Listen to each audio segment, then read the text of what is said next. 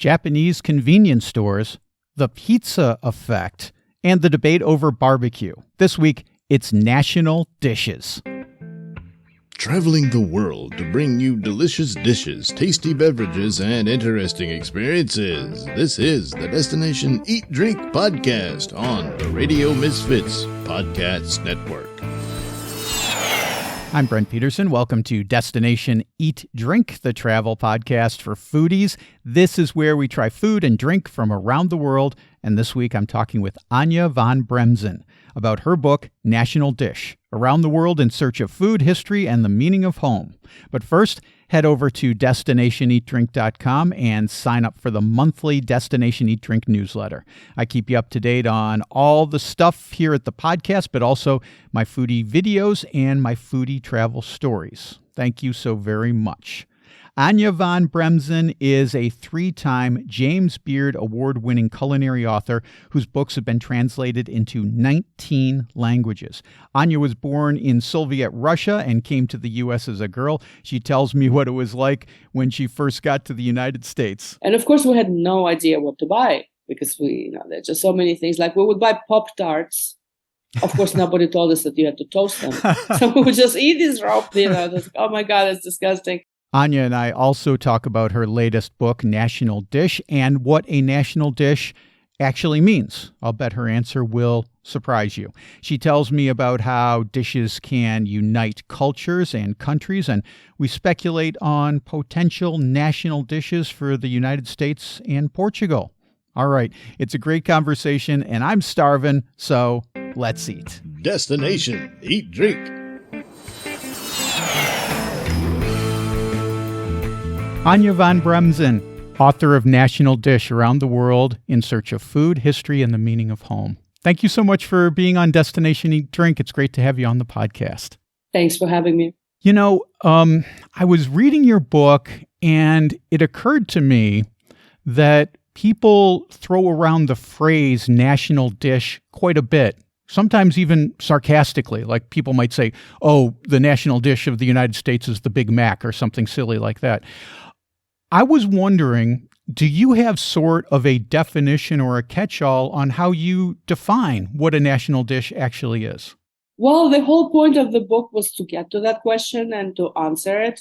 And there are so many ways of posing these questions and so many ways of answering this. It's a very complicated issue. And at some point I said the idea of the national dish and of the nation itself suffers from a problematic obviousness. We think, oh, there was always France, and France always had its national dishes. Oh, there was always Italy, and Italy always had its national dishes. Well, there was no Italy until 1860s, until the unification, until the country became a nation. And the national dishes that we think of, national dishes of Italy, pasta al pomodoro, pizza, they really didn't become any part of any canon until well into the 20th century. There was no Turkey until the 20th century. There was no Greece until 1830 and the War of Independence. The default political order before nation state came about was the empire. And empires are multicultural, and they have all these different cuisines and they're melting pots.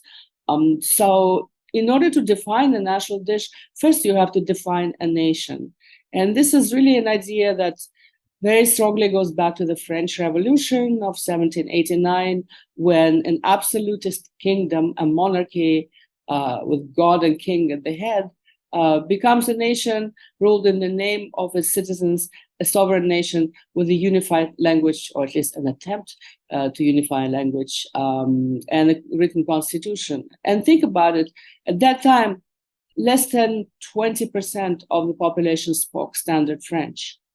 Think about Italy, 1860, less than 10% of the population speaks standard Italian. So we can't even talk a unified language, let alone about a national dish. So my book, National Dish, is a journey into how these national canons and national dishes are created, how nations are created, and what to make of it at this moment of intense globalization. We as human beings, we create these maps, we draw these some would say arbitrary lines on a map to divide countries into each other.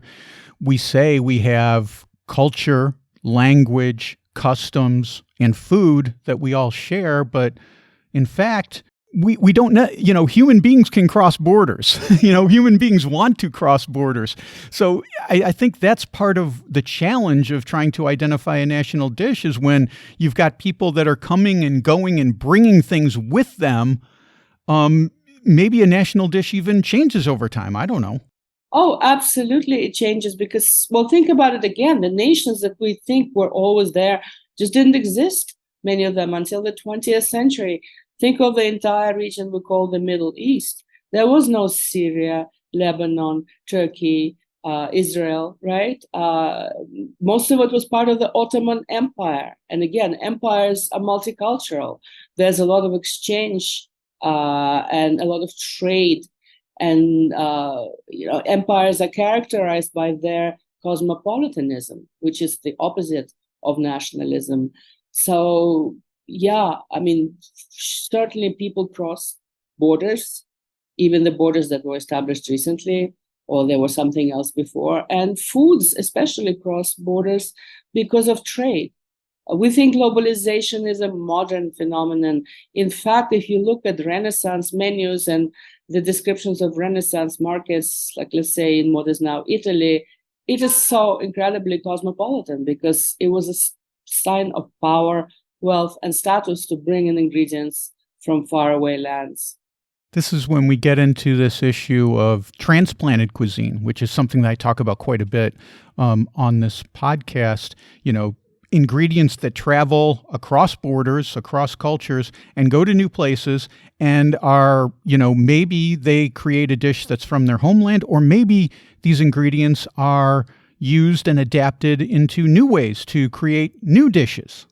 Well, absolutely. I mean, think of Italian cuisine and think of where Italian cuisine would be without tomatoes, right? Yes, that's the example I love using because yes, tomatoes are a new world thing. They are a new world thing, and they struggled for about 2-3 centuries to become accepted. From the time they first appeared, I think it was in Seville, which is one of the chapters in my book, in the 16th century, to the time in the first recipe with spaghetti al pomodoro appears in 1839 in the Neapolitan cookbook, or the first time the tomato goes on a pizza, which people think was about 1760s, right? It was just some strange botanical curiosity that people thought were poisonous, and it was more cultivated as a fruit. It's like an exotic fruit by the aristocracy. So all cuisines are a product of mixture, of trade, unfortunately of conquest, even more unfortunately of colonialism, which is, you get your tomato story. So food is an amazing prism, an amazing way to look into so many other things like history, social history, trade history, colonialism, identity. And these were all the issues that I wanted to explore in National Dish, to show how a dish like pizza or like a meal like tapas in Spain just can tell us so much about society. I kind of made fun earlier and I said, some people would say that the American national dish is the Big Mac, but I was wondering, I noticed you didn't have America, the United States, in your book for a national dish. Do you think that there could be, with such a multicultural society, do you think there could be a case made for a single national dish in the United States? Oh, I think it's a difficult one. I mean, unfortunately, the cheeseburger is a good example because it's an example of American corporate food culture. And that's probably the most powerful thing about the U.S., the McDonaldization and the Coca-Colanization that it sends to the rest of the world. And I think when you travel abroad, certainly the first thing that people say, oh, you're American, you must eat a lot of, hamburguesa or hamburger, as they say in Italian, or whatever word they use. So it's certainly a dish that's associated with America, and it represents, a certain industrialization, right, and fast foodization of the global food scene as kind of a product of American corporate imperialism, if you like. But I would say, for me, the South is really where so many emblematic dishes come from. I would think barbecue, definitely, because it just had such a rich, layered history of race, obviously, class. It's just a fascinating world. I didn't tackle American cuisine because, as you say, we use the sort of assimilationist metaphor of a melting pot to describe our society, which is, some argue would be politically incorrect because some cultures don't want to assimilate. What I live in Jackson Heights, Queens, which is a neighborhood where they speak 168 languages, which linguists and anthropologists come to study. So, and I can have a Tibetan momo or a Kerala curry. Or the arepa lady. Colombian arepa. Or the arepa lady, yes, the famous arepa lady that has a brick and mortar restaurant. So the choice is just staggering. So how do you defy American cuisine in the 21st century? So I looked at examples that were easier on the mind and easier to deal with, such as, Italy for pizza and pasta al pomodoro, then Japan, Tokyo for ramen and rice, which are the two cornerstones of the Japanese national cuisine. Then I went to Spain to look at tapas, which is just such an important form of socializing and such a part of the national brand. I started the book in France because that's where the first conversation about national cuisine as related to nationalism and identity started. So I look at pot-à-feu, which is this rich soup with beef and vegetables. I go to Oaxaca to look at tortilla, the corn tortilla, and mole. And I end in Istanbul looking at meze and how they reflect that multicultural Ottoman past. So it was already a lot. But maybe in the follow-up volume, maybe I'll tackle barbecue. Maybe in volume 2 you can do the United States and you can do Portugal as well. So Portugal is absolutely fascinating. Yeah, it really is. What would be the national dish of Portugal? Something with salt cod, right? Yeah, bacalhau à Brás, I think, would be the national dish. I think most Portuguese would agree upon that. I would like to throw into the ring a pastel de nata for my vote, but that's just me. I think I'd probably get outvoted on that one. Going back to the barbecue real quickly, I think one interesting thing about that is not only is it barbecue ubiquitous throughout the United States, but there's also regional differences with that. And you see, when you think of a national dish, you think, oh, it's one thing, but there are regional differences amongst national dishes. Yes, in many cases it is. And what makes, I would argue from a political standpoint, that what makes a dish national is the regional variations. Because at some points, nations formed, they established their borders and the idea of nationhood, but then they had to wrestle all these different regions, into the mix. They had to say that diversity is part of the national idea, and this happened in France, this happened in Italy, this happened in any country that unified from different regional provinces. And so kind of arguing that, oh, yes, we have a national dish, but it has all these regional variations is very important part of kind of confirming the status of a dish as national. Like, oh, yes, here they're prepared like this, and here they're prepared like this, but it's still in the end all American or all Portuguese or French. I want to talk specifically about a couple of the national dishes, but before we do, I did want to talk about your background because you came from Russia in the 1970s. Your family came to the United States, to Philadelphia specifically. And I was curious because I just wonder what it was like in the 70s for a young Russian girl to wind up in Philly. What was your reaction specifically to the food? Not American food in general, but Philadelphia food specifically. Did your mom only prepare Russian dishes when you came here? Were you dying for Big Macs? Tell me a little bit about that. Well, it was a whole adventure because, I came from a country that had very little food. And in fact, I wrote a memoir about it called Mastering the Art of Soviet Cooking, where everything was really politicized. You had to stand in line for a long time for like even the most basic items. And food was an object of great desire and longing, and you always wanted more of it. I'm probably the only food writer that had banana maybe twice in her life.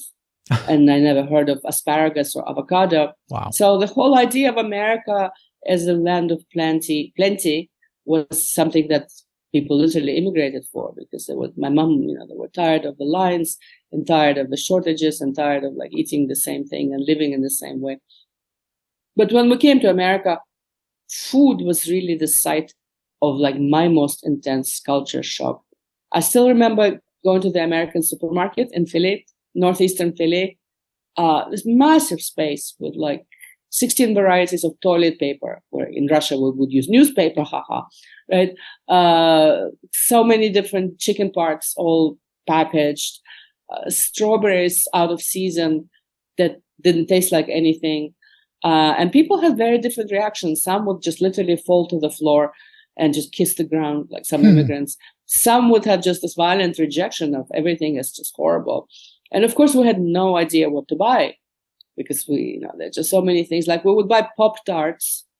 Of course, nobody told us that you had to toast them. So we would just eat this raw, oh my God, it's disgusting. I remember my mom, for some reason, bought Hormel pickled pig's feet in vinegar. That was like the most disgusting thing I ever remember. And then we didn't have a car. And we had to walk to the supermarket, which was like 25 minutes. And part of it was along the highway. And I described in my memoir a scene where we're carrying this paper bag that was before plastic, kind of hugging this paper bag. And it starts raining and the bag begins to disintegrate and all our purchases, kind of tumble down on the highway. Wow. And I just sit on the side of the highway and cry because this alienation is just so intense. But everything tasted different. Like Russian hot dogs have one taste. They're more like German. Here, in Philly, the first taste we had was a hot dog and a pretzel that my mom bought for me on the street. And pretzel had all this like weird salt crystals on it. And hot dog was just pure nitrates. It was like sour and weird. And then we would go to like a Passover, a Jewish Passover, and they would serve us gefilte fish, which is this Jewish celebratory dish, and that would be so sweet. So everything just seemed so out of whack and so strange, and it took me just literally years to get used to it. Do you remember your first cheesesteak with that neon cheese on top? Velveeta, yeah. The Velveeta was another point of just absolute kind of bafflement. And, you watch it slightly in horror, slightly with fascination, like what is this day-glow orange thing? But I really like cheesesteaks. That I had no problem with cheesesteaks. So that was a good one. There was something that I thought was called hoagie, right? They served us at school, this overstuffed sandwich. And then we'll think like, why would they put, bologna and cheese and all these things inside a sandwich where, a Russian sandwich would be just one piece of bread and one piece of cheese and things like this. Yeah, I can go on forever. It's still so vivid in my mind. Well, let's talk a little bit about a couple of the national dishes from your book. And I'd like to start in Naples because it's one of my favorite cities. My girlfriend's family is originally from outside of Naples, so we love Naples. And of course, you choose for Italy's national dish, pizza. And you talk about something called the pizza effect. What is the pizza effect? Well, let's just backtrack a little bit and say something that I think most people don't realize, that pizza is a purely Neapolitan food. And it's a product of a particular urban condition, which is overcrowding. 19th century Naples was 10 times urban density of Victorian London. Imagine how crowded that is. So pizza was a salvation, a street food that costs only a soldo, like a cent. and that a lot of people could afford, and it would provide, a decent meal. Outside of Naples, pizza is completely not known, and if it is known, it's really scorned. Like Carlo Collodi, the creator of Pinocchio, he wrote a book for children about a little boy's voyage across Italy, and then he said, "Do you know what pizza is? It's complicated filth." Just like totally disparaging. So what happens with pizza is, after the unification of Italy, 1860s, lots of poverty, lots of chaos. A lot of folk from southern Italy specifically leave. It is in fact the largest, one of the largest recorded out-migrations in human history, from Italy to the Americas.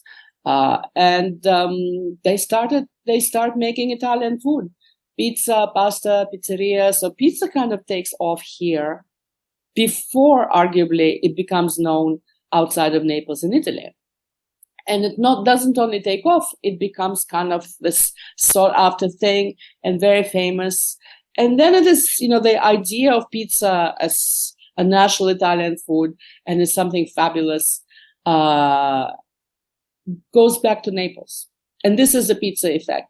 Pizza effect was the term coined by a Hindu anthropologist, actually in relationship to yoga, because apparently yoga in India was totally not a big deal, but it became popular in the States and elsewhere. And then it was re-imported to India as something that's imbued with new meaning and new status and demanding new respect. And this is what happens to pizza in Naples. This is a pizza effect. So it's a scorned dish, not understood until well into the 20th century outside Naples. Then it becomes, huge in the Americas. And then it comes back as a kind of hero. As I was reading this chapter, I'm going through it, and I'm in the back of my head, I'm thinking, all right, she's going to mention sorbillos. I know she's going to mention it. I hope she likes sorbillos, because I love sorbillos. And you got to sorbillos, and you did. You liked it. So I felt a sense of relief, because I was like, I'm hoping, I hope she doesn't rip sorbillos. It's one of my favorite places. The pizza there is amazing. Yeah, Sorbillo is like one of the best known pizzeria in Naples, and it has branches in New York and somewhere else in Milan. The main pizza, my main protagonist is like a rival pizzaiolo, but they're all friends, called Enzo Coccia of Pizzeria La Notizia. And Sorbillo is more populist. The guy, I first wrote about him, Gino Sorbillo, the owner, when he was like 18. That was 25 years ago. And it's a dynasty of pizzaiolo. Even the aunt, even women pizzaiola. But Sorbillo is an interesting figure because of what I was saying before, because pizza was not a respected food. It didn't have much status. And the whole figure of the pizzaiolo as a craftsperson got no respect. They were just like, as one of them, I think Sorbillo tells me, we were like the lowest rung of the artisans, like no respect, no money. But then pizza becomes because of the pizza effect, pizza becomes extremely popular. All those foreigners want it. And Sorbillo, because he's very handsome and charismatic, he becomes like really the Italy and the world's first true celebrity pizzaiolo. Like he's on TV all the time, so I kind of have a funny scene of me trying to interview him, and he's like on the phone and giving interviews to radios and like being the celebrity and being like very operatic and histrionic about his own celebrity. It's he's kind of a slightly comical character, but an important character, important to understand what pizza has come to mean for Naples, because the lines, all these pizzerias used to be in very poor, very dangerous neighborhoods, like Spaccanapole, the center of Naples. You would, literally get mugged. There's always drive-by purse snatchers, the scripatori. And then in part, it was pizza that turned this completely gentrified the neighborhood and turned it into like this epicenter of foodie tourism. And these places have just lines, that last out the door, for 2 hours. So Sorbillo's is world famous. And like you said, they've got branch in New York and other places as well. Do you have an under the radar pizza place in Naples that you really love and that you could maybe share with our audience? Well, the main place where I do most of my writing is called La Notizia, and it's in Vomero. And Enzo, I say if Sorbillo is a Cristiano Ronaldo of the pizza scene, like the celebrity, international celebrity, then Enzo is more of an intellectual. He does so much with science and he writes books. He's also incredibly famous. But because it's in Vomero, a residential district, it's not as mobbed as Sorbillo. And he has actually 3 pizzeria on the same street, doing very different thing. La Notizia, and the pizza is just out of this world. I think it was in your chapter on Naples. You had a quote that really resonated with me, and I'm gonna read it back to you real quick. It goes, "Does food taste different when we imagine it embodies a genus loci, a spirit of place?" And this resonated with me because I was a gelato maker for several years, and in the U.S., and inevitably people would come back from Italy and say things like, "Why can't we get gelato like we had it in Italy?" And I'm like, you can. What you can't get in the U.S. is going on a passeggiata and licking your cone in the piazza and all the beautiful Italian people are nearby and you stop and you have a chat and, you lick your ice cream. That's something you can't replicate in the U.S. You can get very good gelato in the U.S. You can also get bad gelato, of course, but there are excellent gelato makers, and it goes for all these foods that people come back and they say, "Oh, I can't get good, pick the food here." You actually can, but I think when I read this quote, it really kind of embodied what I was thinking about this idea. Yeah, I also somewhat deconstruct the idea. It's really about our projections, as you say, and our expectations. And the spirit of place is very much a construct because it might be some dish that actually doesn't belong to the place that we associate with. The whole idea of authenticity. At one point in the book, also in the pizza chapter, I said, I muse authenticity, such a monster marketing tool, right? Because what is authentic to one person is not authentic to the other. We can go to Puerto Rico and, we want to be in a place where the oldsters are having their mofongo. We want to go to Istanbul and, seek out some börek, which is a little pie, in the most authentic place. But when we see the same people, let's say going to a McDonald's or having a Caesar salad or going to a sushi place, we're like, they're not being very authentic to themselves. Well, maybe we should let people decide what is authentic, what is an authentic experience.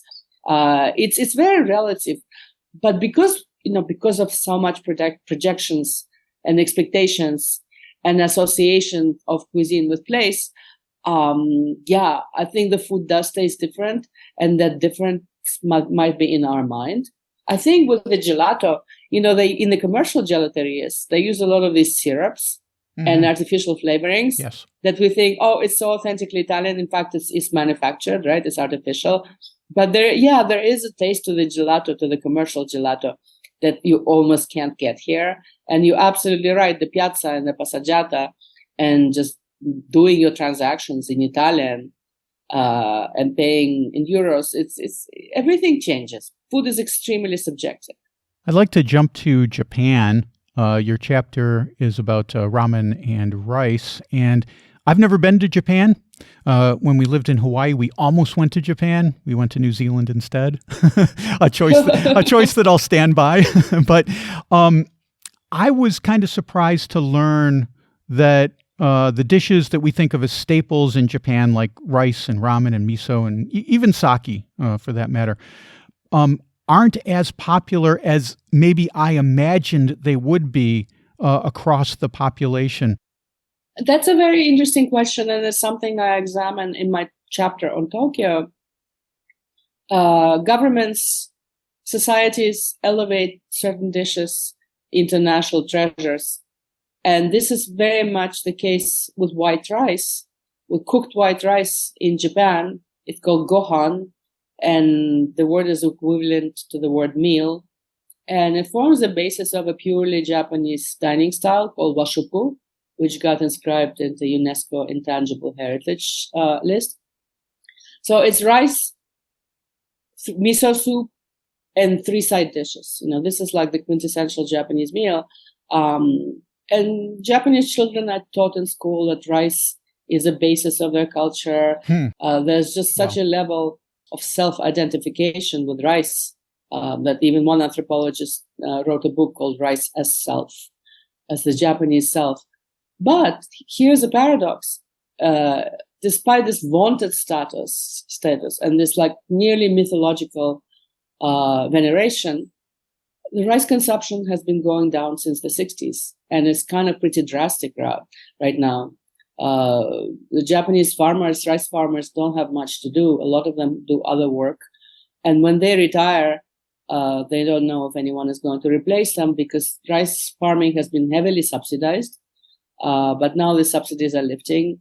So there's a complicated economic situations. But because Tokyo, like Paris, like London, like New York, is such a massively globalized city with so many food choices, yes, the Japanese are eating other things. They love pasta, love French food, and sometimes they don't even distinguish. I had a very funny scene in the Tokyo chapter where I go to the department store food basement and do a little polling, take a little informal poll, asking all the shoppers what they think is Japanese. So I say, rice or pasta? And the woman says, I said, what is more Japanese? She said, oh, they're both Japanese. She's like, oh, yeah. Pasta is Japanese. Then I say, shu or wagashi. Shu is the Japanese for choux pastry, which is like so French. Or wagashi is a Japanese pastry. And another person looks at me and said, well, they're both Japanese. And then I said, well, izakaya or McDonald's? And then a woman literally tells me, oh, well, the McDonald's is Japanese. I mean, it's a phenomenon that's called indigenization. It's kind of a form of appropriation, right? when a trend comes to Japan, the Japanese so thoroughly internalize it and make it their own that they really think, they think crepes are Japanese, French crepes, because they came quite a few decades ago, and they took off in the region of Harajuku in Tokyo, which is a hipster neighborhood. And the rest of Japan think that Harajuku crepes, is something that was invented in Harajuku. So it's kind of really fascinating what passes for national dish and how these ideas are internalized. And yes, there's huge amount of pride in Japanese ingredients and Japanese cooking, but at the same time, diners are turning away from classic Japanese cooking, and that's a normal phenomenon. One last thing about Japan is the convenience stores, which you talked about in your chapter. Talk about those a little bit, because I found it just absolutely fascinating and mind-blowing. The convenience stores called konbini were modeled on American franchise models. And in fact, the trio is American. It's 7-Eleven, Lawson's, and Family Mart. Originally, there were places where you get kind of an inferior bento box to take on the train station or just stop by to buy some pens. But because of such great demand, recently they've evolved into just this dizzyingly stocked little places. I mean, a small konbini would have 600 items, which is staggering. And they're very savvy. They have what's called a point of sale system, POS.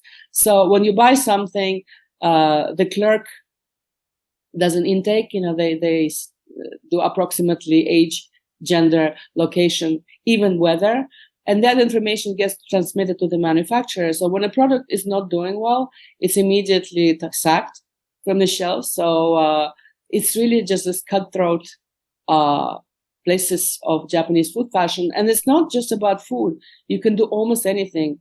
There was a big revolution when konbini started selling postage stamps. And the Japanese bureaucracy is very cumbersome. Like even banking, post office, everything takes a long time and a lot of signatures. And konbini basically just started doing all this, so you can, if you go on a ski vacation, you can book it through a konbini and bring your skis, and they will ship it to the konbini, in your ski destination. It's kind of astounding. You could just get anything done there. There's tiny shops. Some are bigger than others, and they're absolutely indispensable to the Japanese society. And You get like 60 kinds of ramen and all this onigiri, the rice balls in the latest fashionable flavors. They're astounding. Well, Anya, this has just been a great conversation, and it's been eye-opening and educational and just fun to talk to you about your book, National Dish. We'll have a link to the book in the show notes for folks to go and get it. But I want to thank you for being here today because it's just been so fun talking to you. And I have to say congratulations because I've been following the book now, and you are just getting raves on this thing. And I know how hard it is to break through when you write a book. So congratulations on that. It's really quite a great accomplishment on your part. Thank you so much. It was really great talking to you. Okay, there you go. Anya is so smart about culinary history. I guess I like her so much because she makes my point that I'm always repeating on this podcast, and that's that culture is food and food is culture. You can get Anya's book, National Dish, wherever books are sold. It's an excellent read. I definitely recommend it. I've also got a link to her book in the show notes at radiomisfits.com/DED245. Well, that's it for this week. Next week, we're in Melbourne, Australia, for hot jam donuts, great markets, and terrific coffee. Don't miss that.